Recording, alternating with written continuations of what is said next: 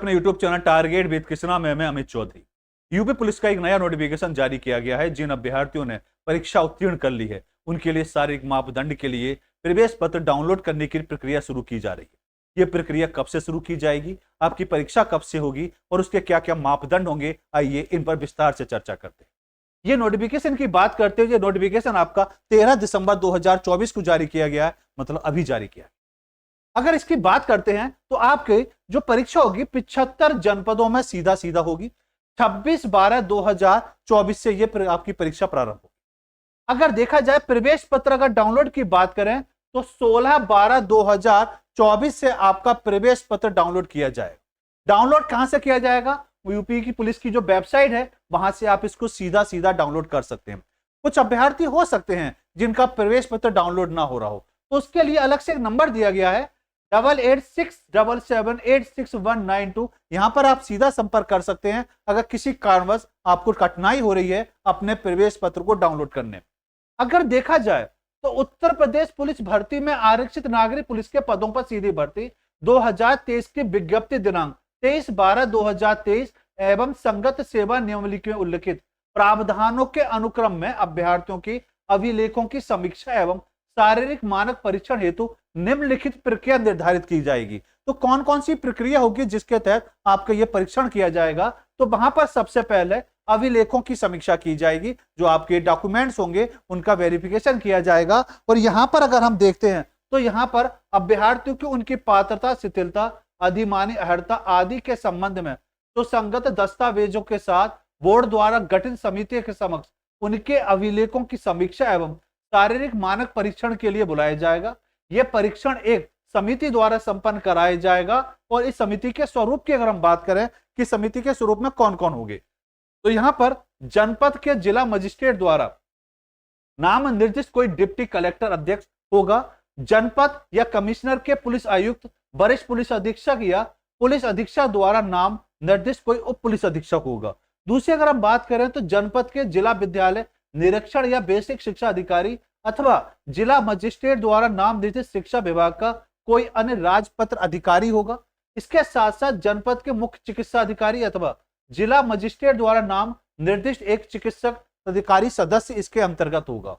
यहाँ विद्यमान शासन देशों के अनुसार अनुसूचित जाति, अनुसूचित जनजाति एवं अन्य पिछड़ा वर्ग, अल्पसंख्यक या अन्य किसी श्रेणी जिसकी प्रतिनिधित्व उपरोक्त दल में आवश्यक हो, वहां उनके प्रतिनिधित्व को सुनिश्चित करने हेतु बोर्ड द्वारा संबंधित जिले के पुलिस आयुक्त, वरिष्ठ पुलिस अधीक्षक द्वारा नाम निर्दिष्ट अतिरिक्त अधिकारी को सदस्य के रूप में रखा जाएगा। जहां वो आपके डॉक्यूमेंट को चेक करेंगे। नामांकित किए जाने वाले ऐसे अधिकारी पुलिस विभाग में निरीक्षक स्तर के निम्न नहीं होना चाहिए। यहां पर इसको विशेष तौर पर ध्यान दिया गया। मूल अभिलेखों का मिलान आवेदन पत्र में उपलब्ध कराई गई सूची से किया जाएगा, जो सूची वहां प्रोवाइड की जाएगी। अभिलेखों में मिलान के दौरान बोर्ड किसी प्रकरण को किसी दल द्वारा कोई संशय होने के कारण संदर्भित किए जाने पर अथवा सीधे उनके संज्ञान में लाए जाने पर उनके स्तर से निर्णय लेने और निर्देश जारी कर सकता है। इस प्रकार बोर्ड द्वारा जारी किए गए निर्देश अंतिम तौर पर माने जाएंगे। अगर दूसरा देखा जाए तो अभिलेखों की समीक्षा के दौरान या समीक्षा के पश्चात चयन होने पर किसी भी समय किसी भी अभिलेख को छल साधित, गलत या कूटचरित पाए जाने की दशा में आवेदक का अभ्यर्थन यथास्थिति बोर्ड या नियुक्ति प्रतिक्रिया के विवेक के अनुसार निरस्त कर दिया जाएगा अगर इस तरह कोई भी होता है, तथा यथास्थिति आपराधिक मामले संदिग्ध कर यथायुक्त कार्रवाई भी वहां पर की जाएगी। दूसरा, शारीरिक मानक परीक्षण की अगर हम बात करते हैं तो उपयुक्त समिति द्वारा अभ्यर्थियों के शारीरिक मानक परीक्षण तत्सम समाप्ति की जाएगी और अभिलेखों की समीक्षा के सफल अभ्यर्थियों को शारीरिक मानक परीक्षण के लिए सम्मिलित किया जाएगा। मतलब आपके डॉक्यूमेंट्स वगैरह पूरे चेक होने के बाद उस प्रक्रिया से जो अभ्यर्थी गुजरेंगे उन्हीं की आप कह सकते हैं शारीरिक मापदंड पूरे किए जाएंगे। वहां पर अगर देखा जाए तो सबसे पहले आती है पुरुष अभ्यर्थियों के लिए न्यूनतम शारीरिक मानक दिशाएं डायरेक्शन दिए गए हैं। जैसे ऊंचाई की बात करें, सामान्य अन्य पिछड़े वर्ग और अनुसूचित जाति के पुरुष के अभ्यर्थियों की न्यूनतम ऊंचाई जो होनी चाहिए 168 सेंटीमीटर होनी चाहिए और अनुसूचित जाति के पुरुष अभ्यर्थी की न्यूनतम ऊंचाई जो होनी चाहिए 160 सेंटीमीटर होनी चाहिए।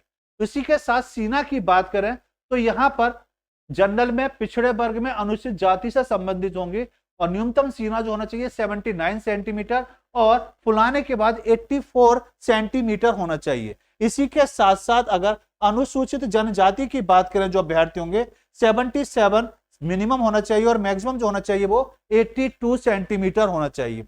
टिप्पणी की बात करें तो न्यूनतम 5 सेंटीमीटर सीने का फुलाव अनिवार्य है। मतलब जितना भी आपका आएगा, मतलब अगर आपका 79 से ज्यादा है या 77 से ज्यादा है तो जितना भी होगा उससे 5 सेंटीमीटर आपको ज्यादा फुलाना है।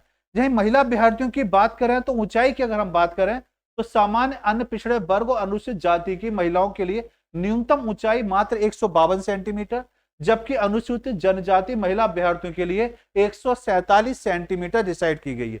वजन की बात करें तो महिला अभ्यर्थियों का वजन कम से कम 40 किलो होना चाहिए। यदि कोई अभ्यर्थी जो अपने शारीरिक मानक परीक्षण से संतुष्ट न हो, ठीक परीक्षण के उपरांत उसी दिन अपील या आपत्ति दाखिल कर सकता है या कर सकती है। ऐसे समस्त अपील आपत्तियों के समावेदन के लिए बोर्ड द्वारा प्रत्येक स्थान पर एक अपर पुलिस अधीक्षक को नामनिर्देशित किया जाएगा एवं ऐसे सभी अभ्यर्थियों का शारीरिक मानक परीक्षण समिति द्वारा नाम निर्दिष्ट अपर पुलिस अधीक्षक की उपस्थिति में पुनः कराया जाएगा। ऐसे समस्त अभ्यर्थियों को पुनः कराए गए शारीरिक मानक परीक्षण में असफल पाए जाते हैं तो बोर्ड भर्ती के अनुपयुक्त घोषित किया जाएगा। इस संबंध में अग्रस्त कोई अपील स्वीकार नहीं की जाएगी। मतलब प्रारंभिक तौर पर अगर आपका शारीरिक परीक्षण होता है और आपको लगता है किसी वजह से हम ठीक, हमारा रिजल्ट पॉजिटिव आ सकता है तो द्वारा अपील कर सकते हैं और अपील के लिए विशेष तौर पर महाधिकारी नियुक्त किए गए हैं। अगर सामान्य अनुदेश की बात करें, डायरेक्शन की बात करें तो अभ्यर्थियों को यह अपेक्षा की जाएगी कि वे दिए गए दिनांक, समय और स्थान पर अभिलेखों की समीक्षा में शारीरिक मानक परीक्षण हेतु उपस्थित हो। तो जो आपका कॉल लेटर जो आपका 16 तारीख से डाउनलोड होगा वहां पर आपको प्रॉपर तरीके से दिनांक दिया गया होगा, समय दिया गया होगा, स्थान दिया होगा, तो उचित समय पर वहां पहुंचना है। दूसरा, यदि कोई अभ्यर्थी नियत दिनांक, समय या स्थान पर परीक्षण से सम्मिलित होने में असफल रहता है तो वह परीक्षण हेतु संबंधित जनपद में नोडल अधिकारी को परीक्षण के में सम्मिलित न होने के विस्तृत कारणों का उल्लेख करते हुए किसी अन्य तिथि को परीक्षण में सम्मिलित होने के लिए प्रत्यावेदन दे सकता है। किसी कारणवश हो सकता है किसी बच्चे को उस दिन वो नहीं पहुंच पाए तो वो उसको एक मौका दिया जाएगा और प्रत्येक जिले में एक नोडल अधिकारी नियुक्त किए गए हैं जो आपको पुनः बताएंगे कि आपका परीक्षण किस दिन किस समय होगा। नोडल अधिकारी द्वारा उसके प्रत्यावेदन पर विचार कर उसे अभिलेखों की समीक्षा एवं शारीरिक मानक परीक्षण हेतु निर्धारित किए गए दिनांक में से किसी अन्य दिनांक पर परीक्षा सम्मिलित होने के लिए बुलाया जाएगा। तो यहाँ पर अगर हम बात करें तो परीक्षा में विहित मानक प्राप्त न कर सकने के कारण अंतिम रूप से असफल घोषित किए गए अभ्यर्थियों को किसी भी आधार पर कोई अन्य अवसर नहीं दिया जाएगा और इस संबंध में अभ्यर्थी द्वारा पुनः परीक्षण के लिए कोई अपील नहीं की जाएगी। तो अभिलेख की समीक्षा शारीरिक मानक परीक्षण परिणाम उसी दिन अभ्यर्थियों को अवगत कराया जाएगा। मतलब रिजल्ट भी आपको उसी दिन लगभग मान के चलिए मिल ही जाएगा। अगर आपका पॉजिटिव है पॉजिटिव, नेगेटिव है तो नेगेटिव। तो ये नोटिफिकेशन है बिल्कुल स्पष्ट कर दिया गया है कि आपका 16 तारीख को एडमिट कार्ड डाउनलोड होगा, 26 तारीख से आपका ये परीक्षण शुरू किया जाएगा। सबसे पहले आपके डॉक्यूमेंट चेक किए जाएंगे, जो बच्चे डॉक्यूमेंट्स में क्लियर हो जाएंगे वही बच्चे अपना शारीरिक मानक परीक्षण दे सकते हैं। तो मैं आशा करता हूं कॉन्सेप्ट बिल्कुल क्लियर हो गया होगा जो नोटिफिकेशन आपको जारी किया गया है। चलिए मिलते हैं नई सूचना के साथ, तब तक के लिए धन्यवाद।